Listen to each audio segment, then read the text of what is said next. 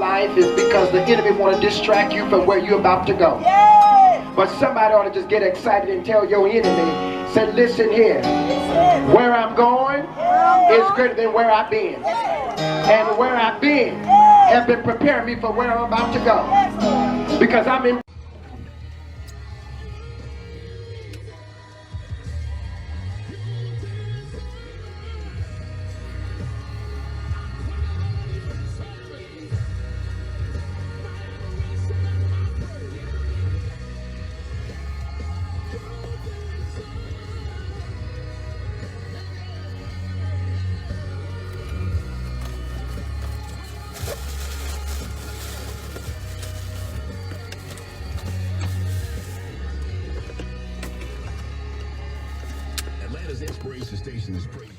Good afternoon, good morning to some, good afternoon to some, good morning. I want you to like and share. I want you to like and share. I want you to like and share. We're going to get straight into it. Good afternoon, each and every one of you. Y'all, please forgive my voice between this weather, sleeping with that fan on me, the sinus acting up, and I've been spraying my nose to clear up my sinus, and you know, it drips down into your throat, and so now your throat is irritating. But however, we're here. Listen, I want you to like and share, start a watch party if you can and you will. And I want us to get into what we want to talk about on today. On today, you see it. I need you to like and share. I need you to invite. I need you to send it to someone. Amen. Because I believe that God is going to strengthen us and allow us to operate in a realm of the spirit like we've never operated before, right? I believe that God is going to show, I received that, Brother Alvin. I believe that God is going to show himself mighty in our lives. You're going to kill yourself trying to help toxic people. So here we go. We're going to get started. The Bible says in Genesis, the 13th chapter. It says, Abram and Sarah took everything they owned and went to the southern desert. Lot went with him. Number 2, Abram was very rich. He owned many cattle, sheep, and goats, and had a lot of silver and gold. Number 3, Abram moved from place to place in the southern desert, and finally he went north and set up his tent between Bethel and Ai, where he had early camped and built an altar. I want us to catch this. Number four. Shalinda, watch this. Genesis, the 13th chapter and the 4th verse says, where he had early camped and built an altar. There he worshiped the Lord. I did this many, many years ago. Phyllis can remember this. Ryan can remember this. All of you. I need you to like and share because I'm getting straight to it. Some time ago, about 14 years ago, we was here in Los Angeles, California, and I preached a message out of Genesis, the 13th chapter and the 4th verse.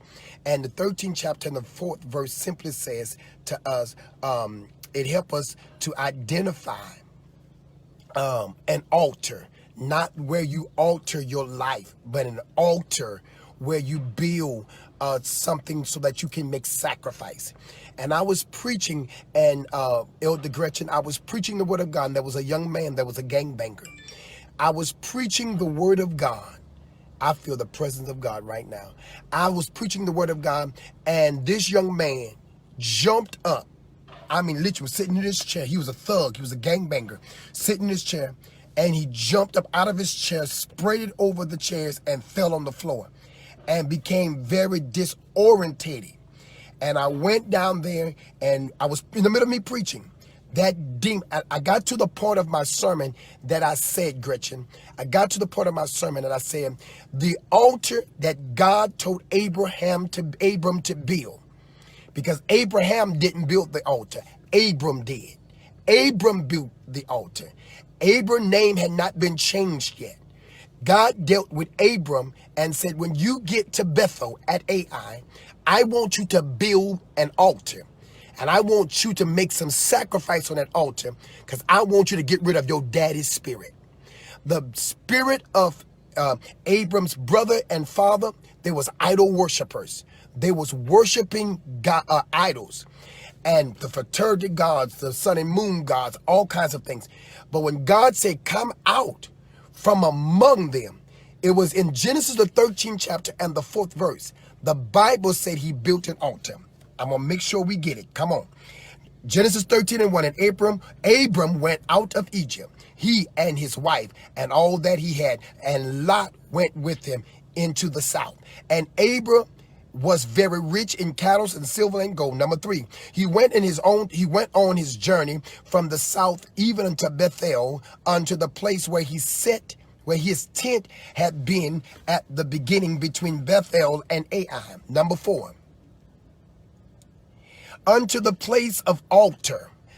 Bethel at Ai, or Bethel and Ai, was the place where Abram built an altar. Number 4 says, unto the place of the altar, A-L-T-A-R, not A-L-T-E-R. Not to alter your outfit, but the altar of sacrifices, which he had made there at first. And there Abram called upon the name of the Lord. Number 5, and Lot also, which went with Abram, had flocks and herds and tents. And the land was not able to bear them, that they might dwell together. For their substance was great, so that they could not dwell together. Number 7, and there was a strife between the herdmen of Abram cattle and the herdmen of Lot's cattle. And the Canaanites and the Perizzites dwelled then in the land. And Abram said unto Lot, let there be no strife, I pray thee, between me and thee, and between my herdmen and your herdmen, for we be brethren.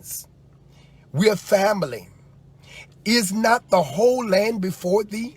Separate thyself, I pray thee, from me. If thou wilt take the left hand, then I will go to the right. Or if thou depart to the right, then I'll go to the left. And Lot lifted up his eyes and beheld all the plain of Jordan, that it was well watered everywhere, before the Lord destroyed Sodom and Gomorrah. Even as the garden of the Lord, like the land of Egypt, as thou comest unto Zoar. Number 11. Now I want you to pay attention to number 10. That Abraham says, whatever direction you go, I'll go opposite. Abram did not want to separate from Lot. Abram says, listen, we are family. We are brethren. We don't need to be toxic to one another. We don't need to be in a shamble and a disarray with one another. Watch this. Abram says, I want us to get along, but because of the state. And last night, y'all listen, I gotta get straight to it, but last night I was up and I started talking about this thing. And I started pulling up the commentary, and I was start looking at some commentaries.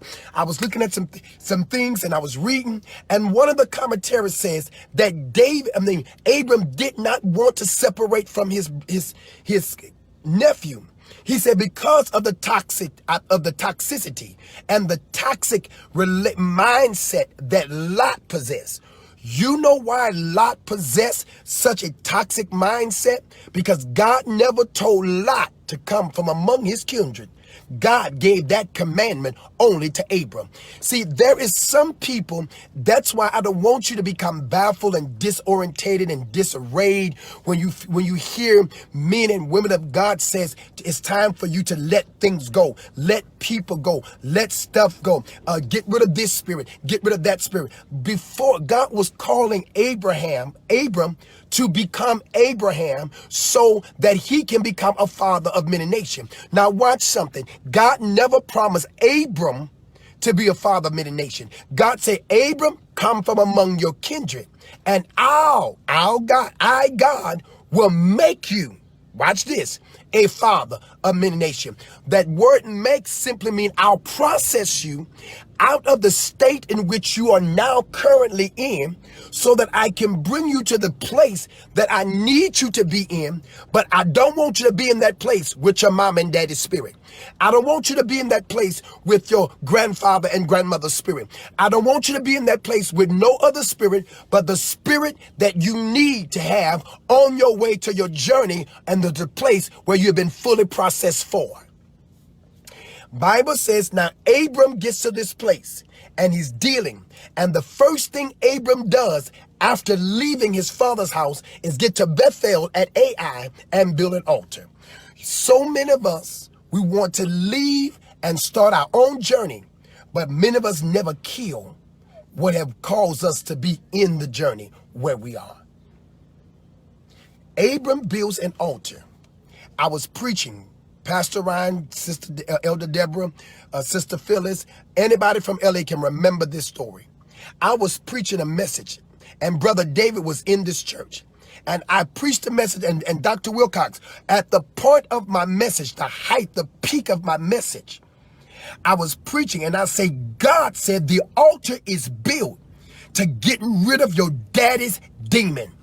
That boy jumped up out of that chair, stretched on that floor, and disarrayed every chair in my church in the audience.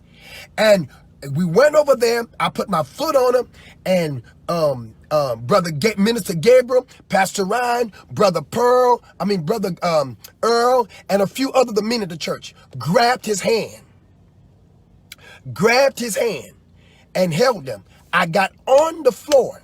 I'm gonna tell y'all why I made them grab that boy's hand.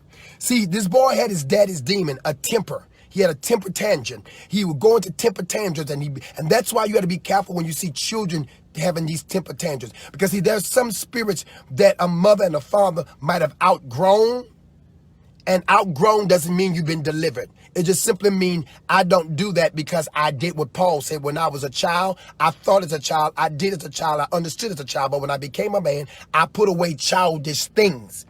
Putting away a childish thing doesn't mean that you've been delivered from that childish thing. So like when you see a child having a temper tantrum, you should correct that then and not let them wait and go through and feel like they'll find a place where they'll grow up out of it. Because some young men and young women never grows out of it.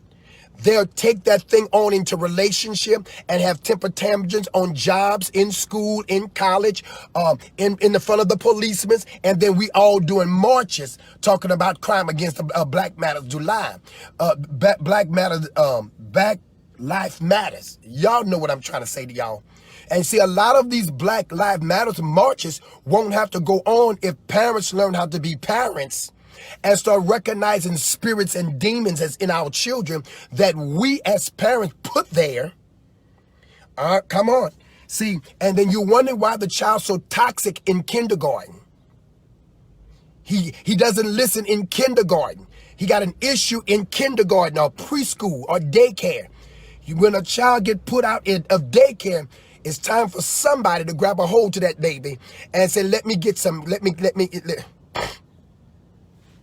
Oh, you hear me? So the young man was sitting there, and I said, you got to get rid of your daddy's demon. And the Bible, and the young man jumped up and he fell on the floor. He just threw all the chairs, everyone just rolling, screaming and hollering. His eyes got big, his pupils got big. And I said, and I told them to grab him. But let me tell you why I was saying this. I told him to grab him because if he had slipped off and hit me, I promise y'all, I would have been able to cast that devil out that boy. I was going to beat that devil out that boy. So I told Ryan, and I told Gabriel, and I told Earl, and Pearl and whoever else, I say, hold him, because if he hit me, I'm hitting him back. I'm telling you that right now. So I got on the floor, and I said, David, I don't want you to be embarrassed. We all been down this road before. I said, but baby, if you're willing to fight, I'm willing to pray with you. I said, but you got to let go your daddy's demon. You got to let go your father's spirit. You got to let it go. Now, Ryan was there. Ryan was there. Are you hearing me? Wait a minute. Ryan was there. And so what happened was the young man decided to move to Vegas and went on and playing Russian roulette. See, when you fail to rid stuff that God is asking you to rid, you find yourself operating in the spirit of suicide. Watch this. Y'all ready for this? So the young man wind up going to Vegas, and while he got to Vegas, the young man killed himself. Was in the house playing Russian roulette with a whole bunch of people, right? Flipping the gun, and it was going around the room. Everybody was clicking it. Went around the room. See, the second time when he went around the room, and he spun the barrel, closing, shot himself in the head. We had to go, Sister Phyllis and I, we had to go to the funeral and all of this. He didn't finish the process because in the midst, watch this, Dr. Mercer, watch this, Lady Mercer, watch this, Lady Frame, watch this, Pastor Ryan, you remember this. He didn't finish because the people he was connected to were so toxic that all of a sudden, Sister Frame, they wound up moving to Vegas, and he went with them. And because he didn't stay in the process, he went inside of the downstairs of the house and shot his own self. They had to bring him back to where he was being processed, that was in California, Los Angeles, so that I can stand and over this boy's casket and look at him and shake my head and says, you didn't finish the process. You weren't supposed to die at 25 years old by your own hands. He had a beautiful daughter. And do you know that this boy, his spirit was so uncomfortable in death? His spirit was so uncomfortable. There's a statement of Christendom that was a statement of affirmation that says spirit is never born and therefore spirit never dies. Watch this. This little girl used to tell me, Pastor Juan, my daddy and I had a conversation last night. I said, you did? I said, well, where did y'all talk to him? Oh, he came in my room and sat on the bed and have a full-fledged conversation with me. And he was telling me stuff I shouldn't do. Why? Because his spirit, his soul was still lingering. He was still functioning in the spirit realm. And so what he did was he started playing with his daughter's mindset. That I told her mother, I said, you're going to have to pray for this kid and keep this kid under the blood of Jesus. Because if you don't, this man is going to control this whole girl's life. And it's not going to be a pretty sight. Watch this. So God says unto Abram, in my study, commentary study, I was looking at several commentary studies. Abram did not want to leave and separate from Lot. Abram wanted his brother, his nephew, to be there with him so that they can journey together. Both of them had substance. Both of them were leaders of their own claim. And what happened was they started to begin to fight the herdsmen began to fight. Why was Lot's herdmen and Abram's herdmen fighting and not Lot and Abram fighting? Because you know why? There's somewhere a toxic mentality took over somewhere. Because see, when God says to Abram, I want you to come from among thy kindred so that I can make you a father of many nations. Remember, he said, I'm going to make you a father of many nations. You're trying to settle. Watch this. God was trying to make Abram become a father of nation, but Abram was still trying to be settled just being a son to a father. Abram was trying to be settled, to have the validation of a father that could never get him to become a father of many nations. So when you hear me as a leader, when you hear leaders saying it's time for you to break off from ties, soul ties, it doesn't say we want you to hate your family. I don't want you to hate your family, but I do need you by the way of God telling me to tell you, you got to break off some ties of people that is inside of the family that are very toxic. I said it this morning. I'm going to say this again. A lot of us didn't come so much by purpose, just by purpose of God. You know, let's do it this way. A man and a woman get married, and the man planned on this, that I want to meet me a wife and I want to have me 3 kids. He planned that. Then he meet a woman, he says, hey, when I get married, I'm looking for a wife. I want 3 kids. That's all we want. That wife said, okay, I can give that to you. I can give you 3 kids. and they planned the babies. Some of us wasn't planned. Y'all gonna be upset with me at 12 noon. Some of us really wasn't planned. Some of us was an oops baby. Some of our mamas and daddies was at the club. Johnny Gill was on, Luther was on, Barry White was on, Denise LaSalle was on, Aretha Franklin was on, Patti LaBelle was on, different songs, the Isley Brothers, Kool and the Gang, all of these people was on. And what happened was mama was in the club drinking some Crown Royal and Coke or some Hennessy and Coke, and daddy was drinking some orange juice and gin, hanging out with his homies, and all of a sudden mama on the floor dancing with her sisters and dancing with her friends and stuff, and daddy sitting on him by the bar looking at him with his cup in his hand and seeing all that silhouette shape, and he walks up to her, or dad or mama walks past by daddy, and daddy say, "What's up, little mama? What's up with you?" And, "Oh, nothing much. What's up with you? Trying to see what's up with you, girl. What you want to do something tonight? You want to get together tonight?" And you're not thinking that if I get together, I'm going to get pregnant. Or you ain't even paying attention, women, that you ovulate. Men, you ain't even paying attention that you don't even have condoms, or your pull-out game ain't good. So you laying up here with this woman, and all of a sudden, y'all done slipped off to her house, and the kids are sleeping in the other room, and you done got in the bedroom, and you're doing you, and all of a sudden, or you'll slip off to a motel, and you're doing you, then all of a sudden 2-3 months later you see her again in the club, or you see her and she turns around, she said, "Oh, I done missed my friend, I think I might be pregnant." And then all of a sudden, "Well, who you pregnant by? Because I just hit it one time." Then all of a sudden, "No, you the only person I've been hitting." So now here come the toxic relationship. Now he think because he hit you the first night, come on, he think because he hit you the first night that he ain't the only one been hitting you the first night. And what's happening is now that's right, Sister Frame, drunk sex. And now all of a sudden a baby done popped up out of an oops. We had an oops moment, and here are you. You weren't planned out. Your mom and daddy didn't plan you out.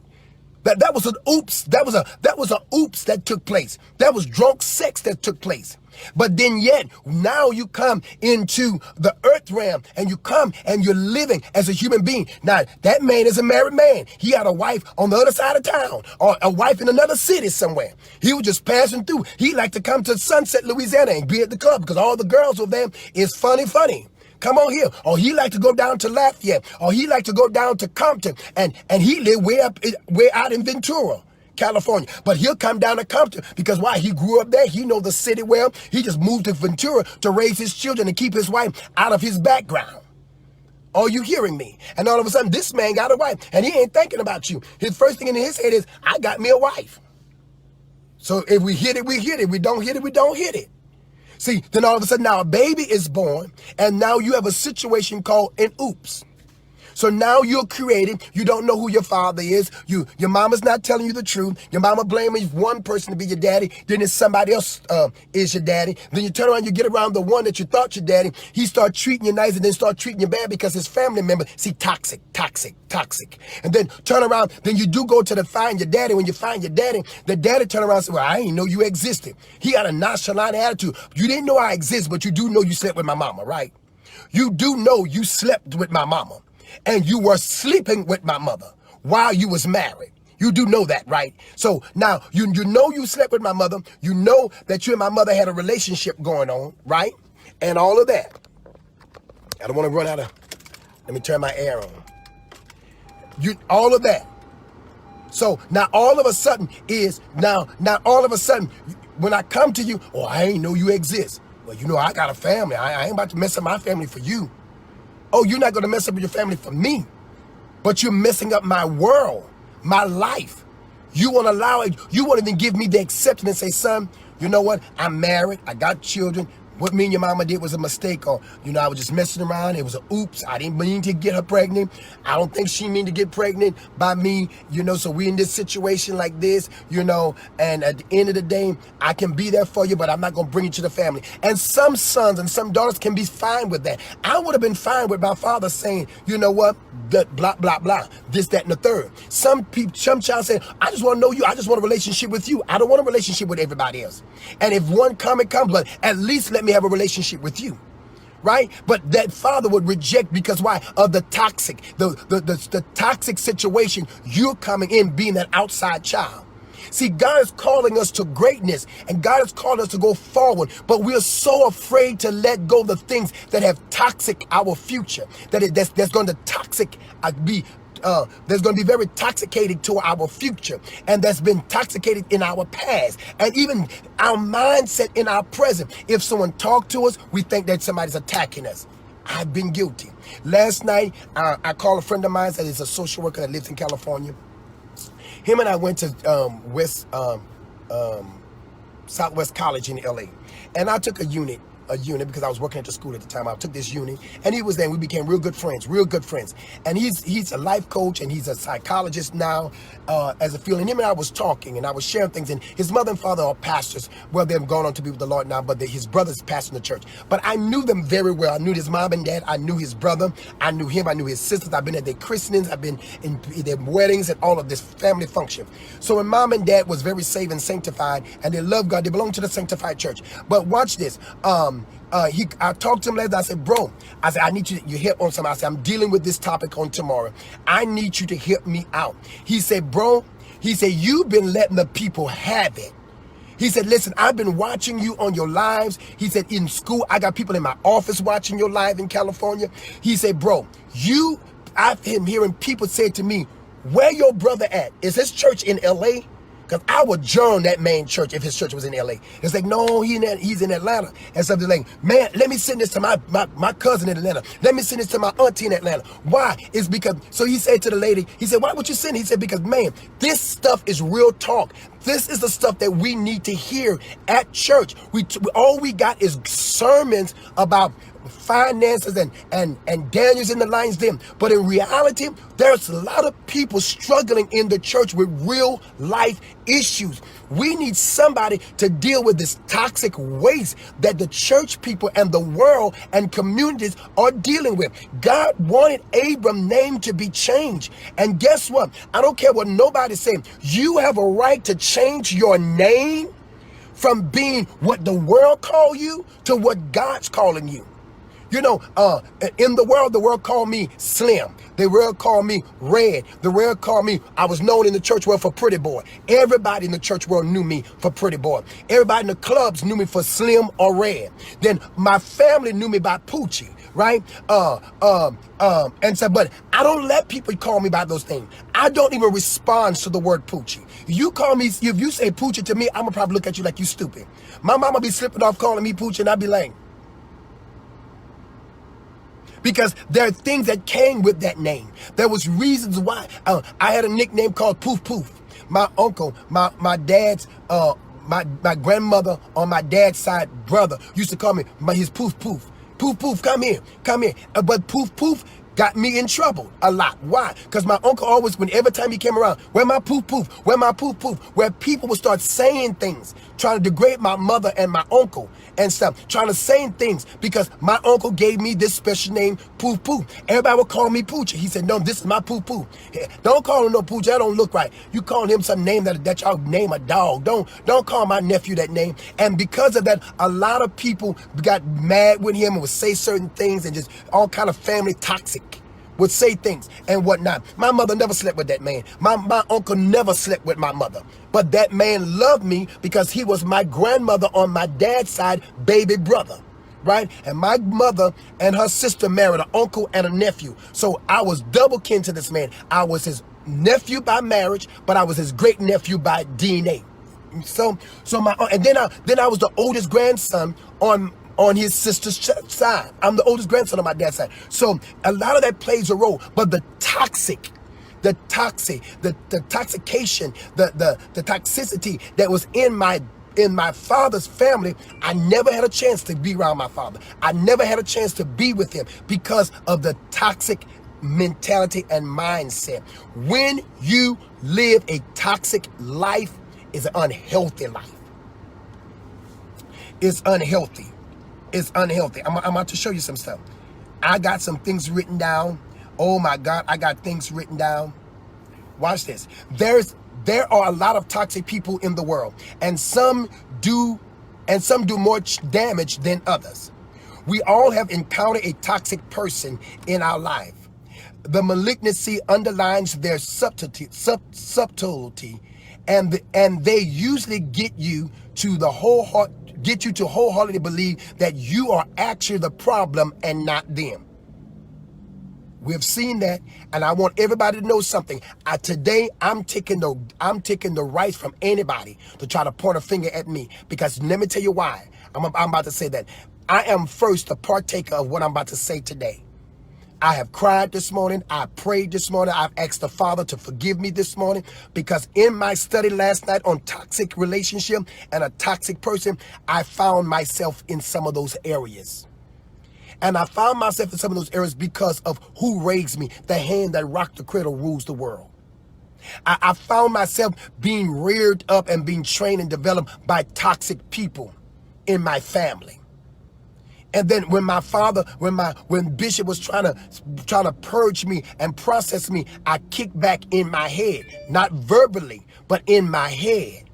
Why? Because I love my father, my man of God, so. I love my man of God. My spiritual father, I loved him dearly. I would never embarrass him in front of people. I would never make him feel belittled in front of people. I've never, ever would allow him to feel like I am against him in front of people or behind people. There was a lot of things I didn't agree with my spiritual father. Women couldn't wear open-toe shoes. They couldn't wear wigs. A woman that wore a wig had 7 different spirits. A woman that wore red lipstick was a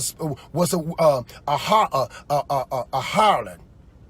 You know, there was a lot of things that women could wear fingernails. Women could do. Listen, if Dad would have been alive, I wouldn't have this blonde hair. I promise you I would not. Because I loved and respect my spiritual father that way. And I loved him because I always wanted a dad. And he came in my life and became that dad to me. And no one and nobody would ever, I didn't care how I felt or how I feel, was going to make this man feel any other way than the way I should make him feel. And that's proud.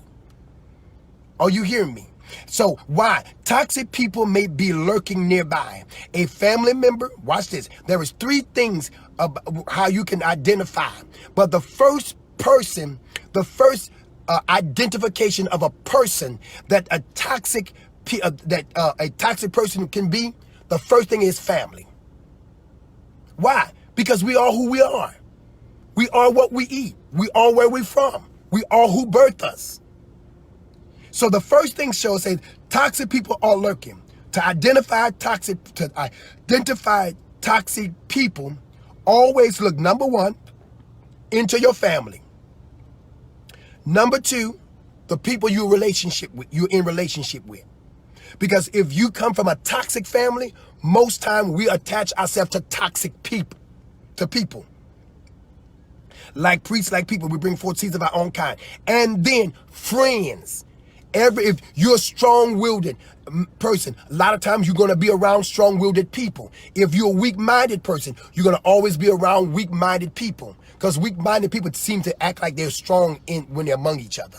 When you're around people that's weak-minded, you weak-minded and they're weak-minded, what happens is somebody in that weak-minded place feel like one of them are more dominant than the other. So, watch this. Toxic people are lurking nearby. To identify a toxic person, number 1, family members. Number 2, the relationship you join into. Boyfriend, etc. Examples, boyfriend, girlfriends, same-sex relationships, or friends, comrade, constituents, confidants. And a toxic person can have you questioning your overreactiveness and your oversensitivity. Watch this. I got to get to. Oh, come on here. Watch this. The self-doubt and constant questioning of reality can have a damaging impact on your mental health and your mental well-being. There is a scientific explanation for its extremely negative impact on human health. According to a professor at Georgetown University, just being around toxic behavior, to say nothing of being its target, make people sick. Just being around toxic people, you become very sick, you become very overwhelming. Watch this. These are the signs that you have been around toxic people. You get chronic stress, which is linked to cardiovascular disease, insomnia, depressed immunity, overeating. Toxic people not only harm others emotionally, but they're also a threat to other people's health. When you're around toxic behavior, when you are around toxic behavior, it takes hold on the environment and turn everyone cynical. It make everyone become very cynical when you are around a toxic behavior. Watch this. Watch this with toxic behavior. The sense or the scent rather of toxic behavior is manipulation. The spirit of mockery and manipulation. You be very careful when you're around toxic kind of people, because toxic people are very mockery people. They will mock everything that you do. They will make a mockery out of what you're doing. You could be doing something and they'll swear to God you did it all wrong. You can be around a toxic person and they will swear to God what you're doing is wrong, and you've been doing it for years. And sometimes, ladies and gentlemen, what you've been doing for years can be doing it wrong. It's a toxic person does not give you advice to help you. A toxic person, see, a real person that loves you, that's in a kingdom relationship, a godly relationship, or in a relationship as a husband, wife, boyfriend, and girlfriend, or a family relationship, what they'll do is advise you of the error you're wrong in. But someone that is very toxic, they're always going to find what you do. They're going to mock what you're doing and make mockery out of you. They're always going to make mockery, call you stupid, say, well, you should have done it this way. Why did you didn't do it this way?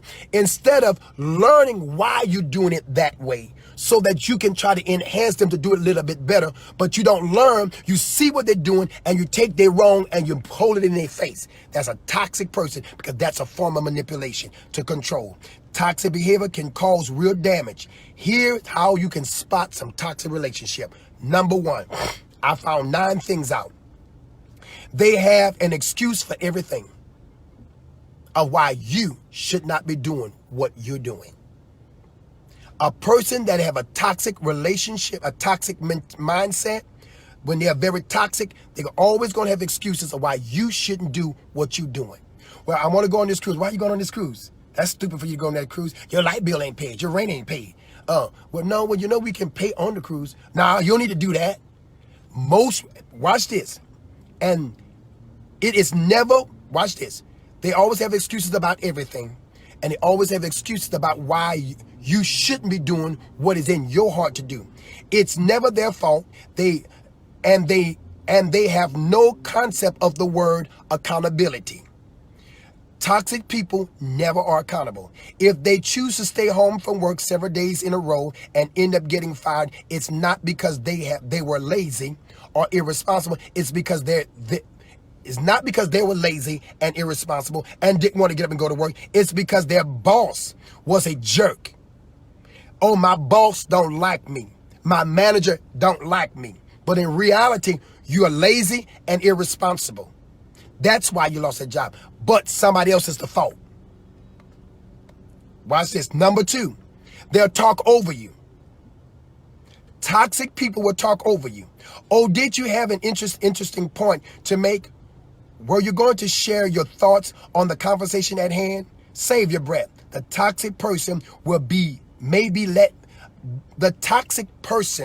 maybe let you get a few words in before they interrupt and swing the narratives of your conversation so that they can control it.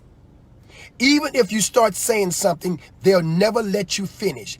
Actually, they need you in the conversation so as not to appear that they're talking to themselves. And if you dare interrupt them, they'll promptly accuse you of being a boring listener. You never listen to what I'm saying. You're toxic. You don't want to listen to nothing that I'm saying.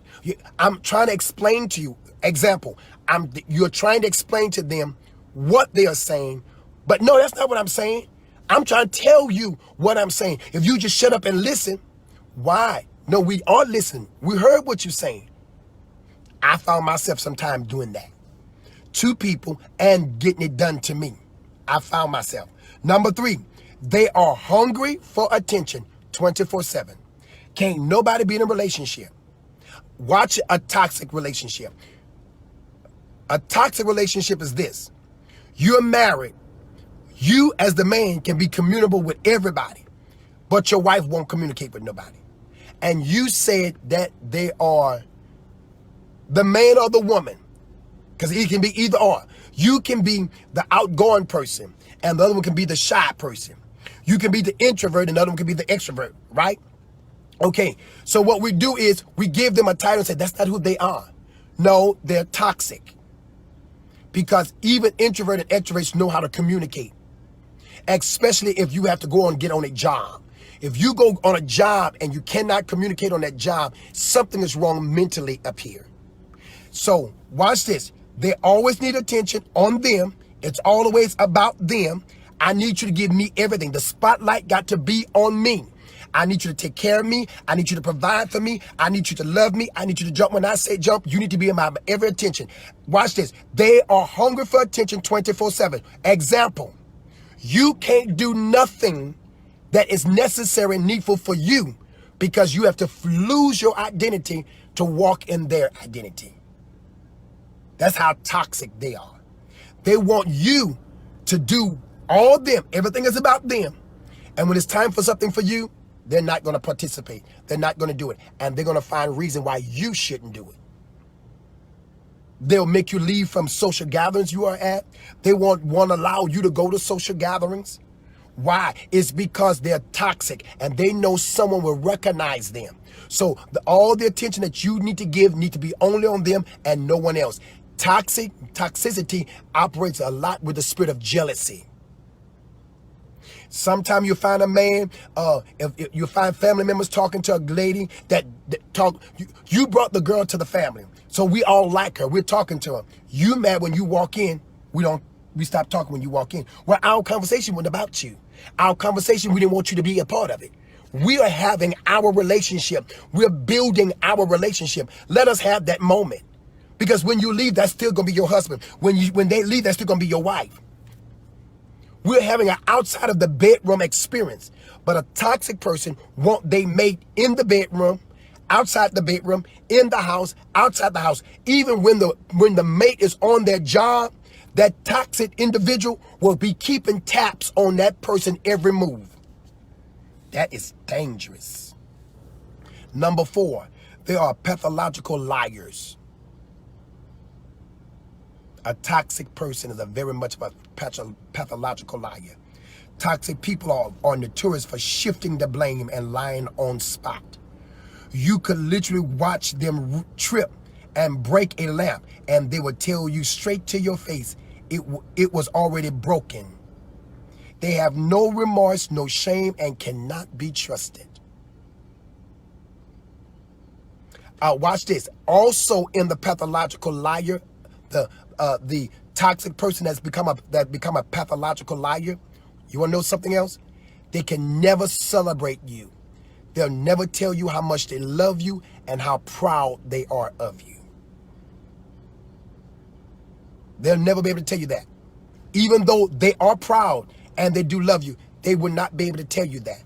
Because if they tell you that, they lose the ability to be in control over you. Because telling you that they're proud of you, telling you that they love you, now releases you to move on, because that's all you might want to hear from them. So as long as I withdraw being proud of you, long as I withdraw of that I love you from you and never give it to you, you will linger around waiting for me to tell you that, because you're waiting on my validation of love. In a way that they just can't help from lying. Even they know very well that their fabrication are shallow and easy to be exposed. The medical term of this condition is mythomania fantastica, which is a pathological liar in toxic people. Is almost like to their insatiable hunger for attention that was mentioned that are mentally damaging them. I messed up writing that. Pathological or a mythomania fantastica is a pathological liar that is operating with a toxic mentality, and they're insatiable and hungry for attention. Number 5, they are the lack of empathy. They have the lack of empathy. They do not want to have empathy for you. A normal function human being is invariably capable of experience empathy. It is a characteristic of a healthy personality. Toxic people, on the contrary, have no empathy, and they do not understand the concept of feeling. Something someone else is going through, this relates to their selfishness and ego. It's all about them. This is why many toxic individuals also tend to exhibit some psychotic character traits of a, oh my God, of a murderer. A psychopath, characteristic trait of a murderer. Toxic people will kill you and blame you why they did it. They will kill your character, they kill your assignment, they kill your well-being, they'll kill your socialization, they'll kill your bank account, they'll kill your feelings to love people. I find myself dealing with those moments that people did things to me and I didn't want to love on people no more. I didn't want to process people no more. I didn't want to teach to people no more. I didn't want to deal with folks. And it was at that moment last night, that's why I'm hoarse. I laid on my floor last night and cried out to God. I said, God, here am I. I am operating some areas of my life with the effect of the toxic people that have been in my life. The damaged stuff that these toxic people that I've embraced and I brought into my life, God, I'm still dealing with the causes and effect that was done to me, that I have from these toxic relationships that I brought on my own. And even those, God, that you brought to me, they were so toxic and I fell in love. That's it, Pastor Mercer, that narcissistic type of people, toxic. Number 6, they got ego issues. Don't tell me what I can't do because you're playing with my ego. When I feel like I'm being attacked, when I feel like somebody trying to overwhelm me with their opinion, and that happens because of all my life people told me what to do. Oh, you're going to stay with your grandmother today. Get all your stuff because I'm dropping you off to your grandmother. And then when they need me to take care of their children, oh, mom and pop, I'm coming get Poochie. I'm coming get Juan so he can stay and watch such and such, such, such. And one day my grandfather said, no, y'all not going to do that to him. You're not going to bring him back here when y'all don't need him. And then when y'all need him, y'all want him to come back. No, y'all not going to be switching his school back and forth like that. Y'all not doing that. He's staying right here. And I'm so grateful that my grandfather did that for me because I was going back and forth because I was not a child to talk back. I was not the child to have a flip mouth to people. Even though I'm flip right now, I'm very flip right now. But as a child, I wasn't that way because the culture and the upbringing, you didn't talk back because you got slapped in your mouth if you did. See, we didn't have that talk back spirit. We was very careful what we say. It was yes, ma'am, no, ma'am. Yes, ma'am, no, ma'am. No, you don't do that. See, how I am right now, say what I want to say, is because I became a grown man. And now I feel like when I became grown, you can't just whip me. You can't punish me. You can't put me in timeout. No, don't tell me what I can't do and can't. I'm going to show you better than what I can tell you. I'm about to do it just because you say I can't do it. Why? Because of the toxic upbringing that, 1 minute I was over here, then 1 minute I was over there, then 1 minute I was over here, then 1 minute I was over there, then 1 minute we was in New Orleans, and the next minute was back in Lafayette, 1 minute was in Lafayette, was in Appaloosa, from Appaloosa to here to there. Then when you looked up with just so many places, I'm just like, God, can we just stop moving? Can't we just get some sensibility, some stability in our lives? And because of that, a lot of times, in relationship and involvements that I get into, I find myself attacking or guarding myself from being attacked.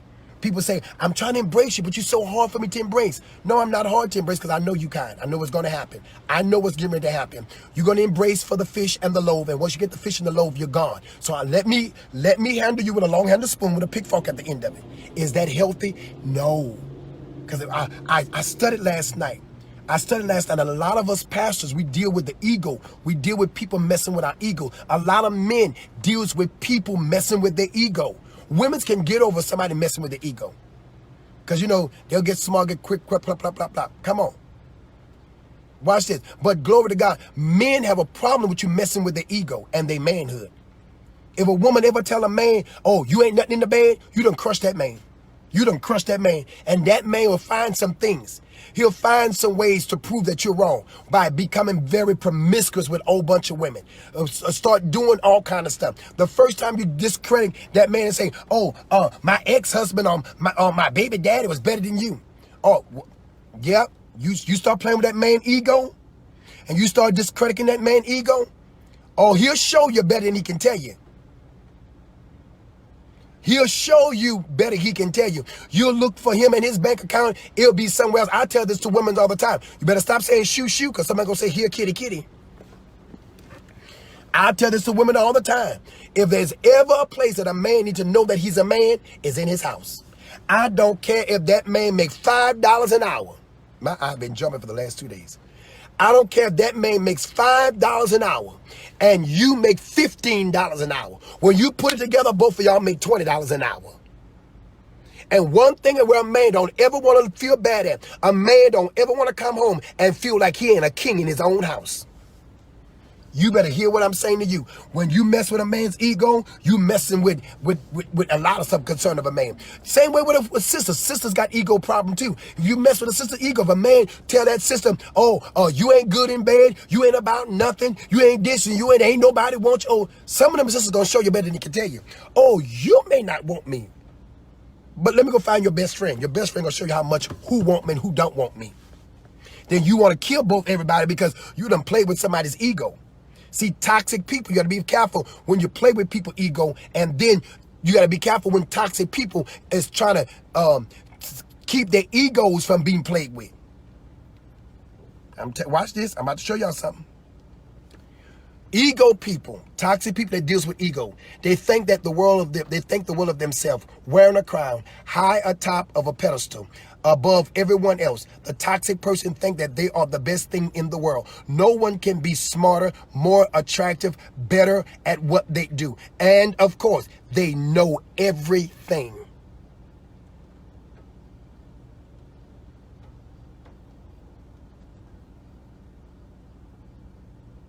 Now, there's a lot of y'all watching me right now need to say ouch. There's a lot of us that's watching me right now need to help me say ouch. Now, my ego, I do have an ego. I do. And I think everybody have an ego. But I never downplay people or destroy people. Because if we're going somewhere and I want you to look good, I'm going to give you what I have for you to look good. Because I want both of us to represent together. But I find myself knowing everything. Or saying, well, why did you do that? You should never done that. That was dumb as hell. Why did you do that? Why did you do that? There's a lot of people around me that's very egotistical. Yeah. A lot of people around me are very egotistical. They got ego problems. Nobody can do nothing better than you can. You can put it up. You can tell them, well, why don't you get somebody to do that? Oh, I know how to do that. And you do it, and it is good, but is it done to perfection? Or is it done to your capability? See, doing it to perfection was when you hire the people that know what they're doing. But doing it to your capability means we might jump on it and it can still fall. So there's a lot of more y'all can holler, ouch. Because, you know, I would put up a TV stand and still have screws and nuts left, bolts, you know, screws and bolts and stuff left. Do you know they put all them screws and bolts in there because you're supposed to use all of them? All right. They know everything. It is really sad to think how these individuals have voluntarily chosen to spend all their life in delusion and as described in a fairy tale. A lot of people live their life in delusion. Ain't nothing wrong with my family, you're delusional. Ain't nothing wrong with my life, you're delusional. Ain't nothing wrong with my church, you're delusional. Ain't nothing wrong with me, you're delusional. I'm fine, you're delusional. You're the one delusional, you're delusional. Come on. That's right, me. She said she a duct tape queen. You're delusional. You can't take nothing, you're delusional. You know that man is just as crazy as hell. Ain't nothing wrong with that man. You're delusional. And the only reason why you're still with that crazy man is because you can control him and his craziness. You know how to make him pop off on you because you know when he pops off on you, the attention's going to be on poor old little you. You know why you with that delusional woman or that crazy woman? Because you know everybody going to be talking to you. Oh, pull this, oh, pull that. Man, you shouldn't be going through that, bro. Toxicity. Being toxic have different levels. A toxicity have different levels. Every one of us have been toxic at one place, time, or another. Abram was toxic. He had to leave his family, but he took the toxicity of his family with him and caused two people to have to come into a fight. And look what happens. Let me finish. Number 7, they tend to be abusive. Toxic people tends to be very abusive. Toxic people tends to be very abusive. Abusive in their conversation. They're abusive in their response. You having a conversation, me and you having a conversation, and I'm so hard on you about everything. I never give you a chance to slip off and cuss. What you cussing for? You know I don't cuss around me. You better not ever open up your mouth and cuss around me no more. But I'm going to punch you upside your... See, that's toxic. That's a toxic person. Who you think you are? Boy, say it again. I'm going to punch you so hard you're going to see Jesus. Toxic person. Your daughter trying to talk to you about a relationship you're in that is embarrassing to them. Your children trying to talk to you about a relationship that you're in that is embarrassing to them. You cussing them out.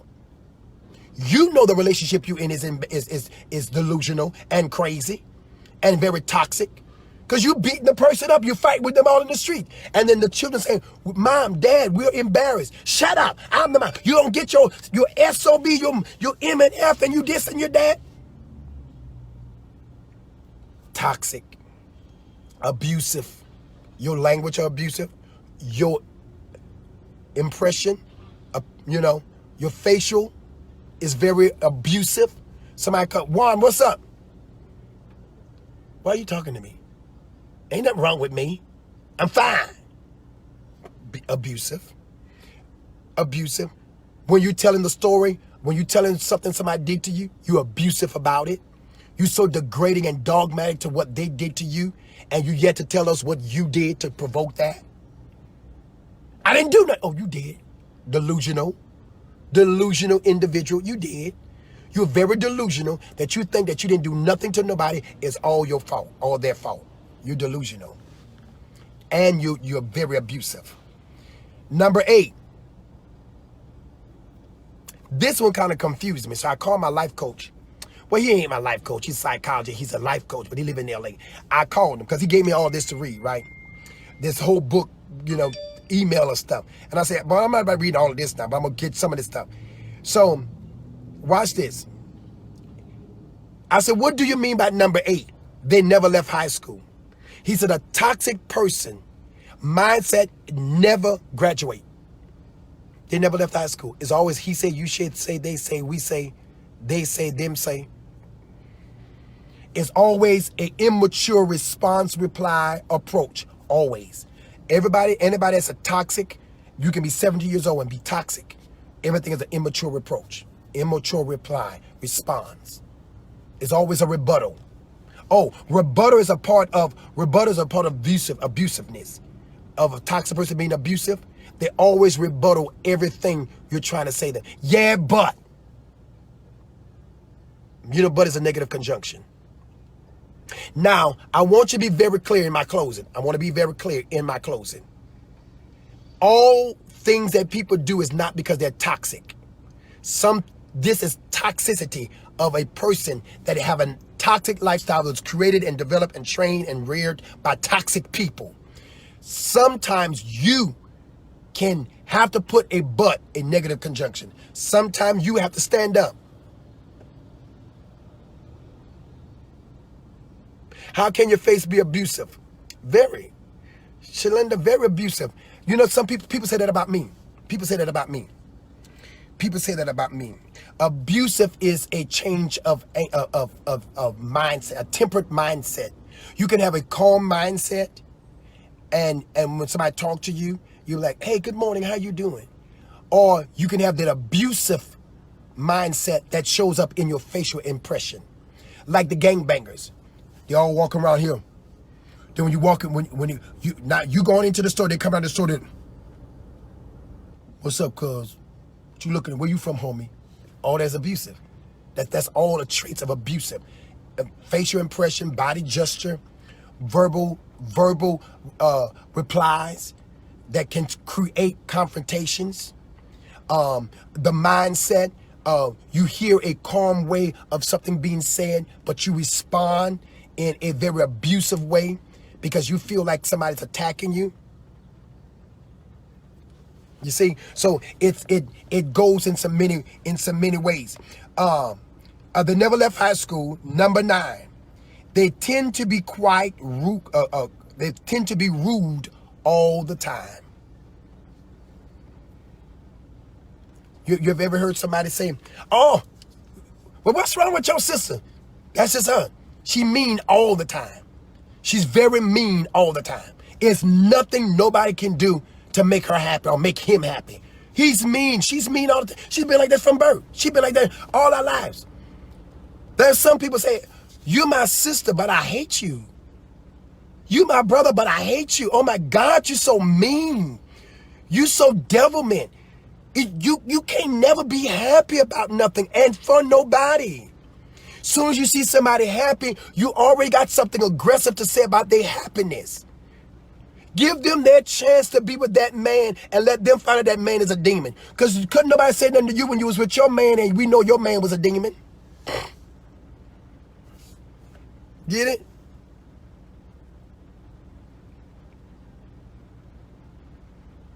Right, Shalinda. You say I can look at people crazy, but not say anything because if I do, something may pop off. And that's the truth. And people say that about me. People say that about me a lot of time. I was in church one time and my friend Linda used to say, "Fix your face. Fix your face. You on the pulpit. Fix your face." I'm like, my face is fine. Why I gotta fix my face? She said, "Boy, everybody watching you. Fix your face." And sometimes I'll be on the pulpit like,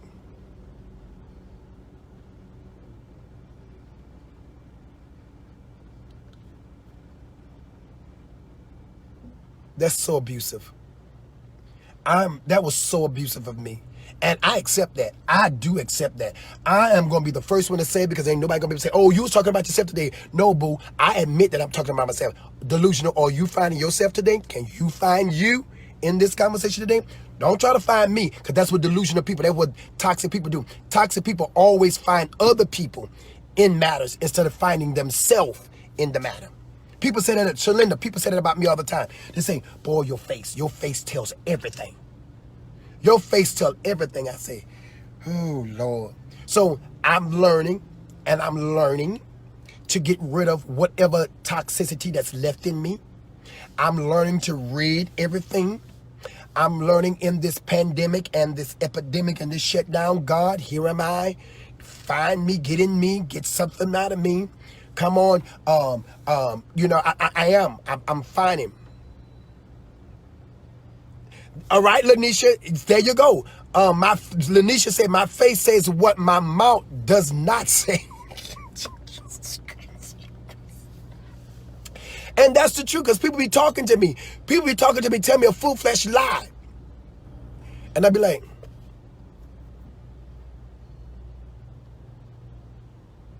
Oh, okay.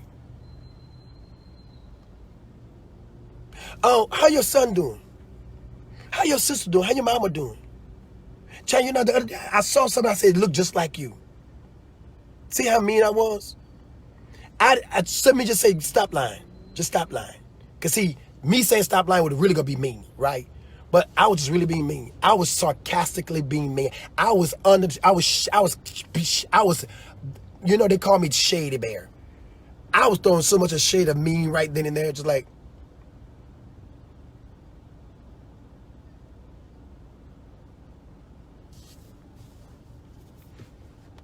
you still talking to me. Oh, you know, I went to the store and I saw these shoes. What size you in? I don't think you may like them shoes. See, all of that. All of that. And it's a mechanism to deflect you from, to make you turn from having that conversation, to stop you from having that conversation, saying, don't lie no more. Pastor, I found other people in this except myself, then I must have the problem. All right, Sister Mika, we're going to talk about this later. We're not going to put you on blast live, but we're going to talk about this. We're going to talk about this later. But I'm telling you, I promise you, on the honest side, toxic people, you can always tell when a person is toxic. When a sermon is being preached in church, oh yeah, Margaret should have been here to hear that. No, why don't you hear it? You hear it.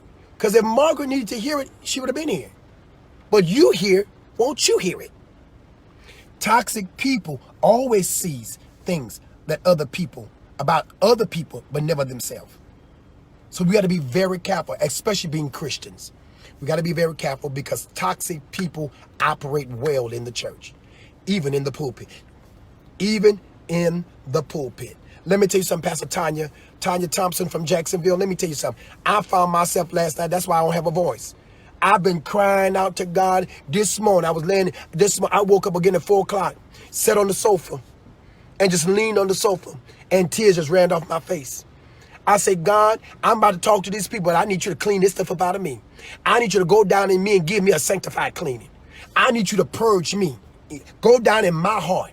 Create in me, God, a clean heart and renew a right spirit within me. Closing here, right here. I got to close. Right here. Abram lost his ability to function with his nephew, even though you are the fault that he came. Because no one really sat down and dealt with what was wrong with them two. They let their herdsmen deal with what was wrong with them two. God wanted Abram. He wanted Abram to be a father of many nations. And because of that, Lot lost his wife. Lot lost his wife because of the invitation, leaving full of toxic. You leaving your land just full of toxic. Following your uncle. You did not clean up yourself. You did not detox. You came in with all the toxic waste in you. And you came and you sat there and you followed your uncle, and the people that you are connected to can see the toxic in you and the toxic in your uncle, and their herdsmen are fighting while y'all two are standing wondering, what is this going on? Because you failed to do what you were supposed to do. And everybody can see while you're pointing the finger at somebody else. Somebody say, but I see where you are toxic at. I see where you're damaging at. I see where you hurt people at. I see where you're hurting ministry at. You're blaming Apostle Bellard. You blaming Bishop Bailey. You blaming Pastor Murray. You blaming Pastor Tanya. You blaming Bishop Thompson. You blaming Pastor Melanie. You blaming Pastor Hansford. You blaming Pastor Mercer. Come on here. You're blaming the pastor or the leader. But what about what did you do? You came here already toxic. And every time we try to get you to be detoxed, you start filling yourself up the most. This is my closing right here. Stop laughing at me, Lanisha. This is my closing right here. You ready for it? Imagine 4 men living in one house. Imagine 4 women living in that same house where those 4 men live in. And they only have one bathroom.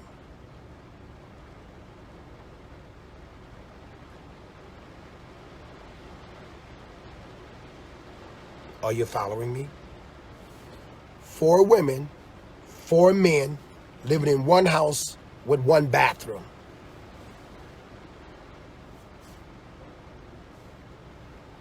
Come on, come on. I'm waiting for you.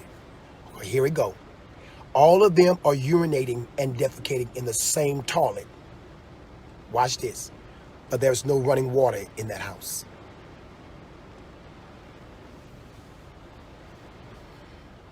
All the toxic, all the stuff, the toxic waste that's leaving out of their bodies, going in that same toilet. All the urine that's coming out of them going in the same toilet. All the defecation that's going into that same toilet. And there is no one that's able to go get water to flush that toilet. What happens to that house? It begins to fumigate. The bacterial waste grows and become airborne. Airborne. And why is this airborne? Airborne. It's become airborne all over the house. Now that odor is streaking through the entire house. And when people come to your door, they can smell your house. When people come to your life, they can smell your mouth. Because your mouth is the door to the toxicity of your soul. When you open your mouth, people can see the toxicity in you. They can see that you never detox. Because everything that comes up out of your mouth is toxic. Your response, your reply, your reactions are toxic. Your praise is toxic. God said, I want to heal you everywhere you're hurt.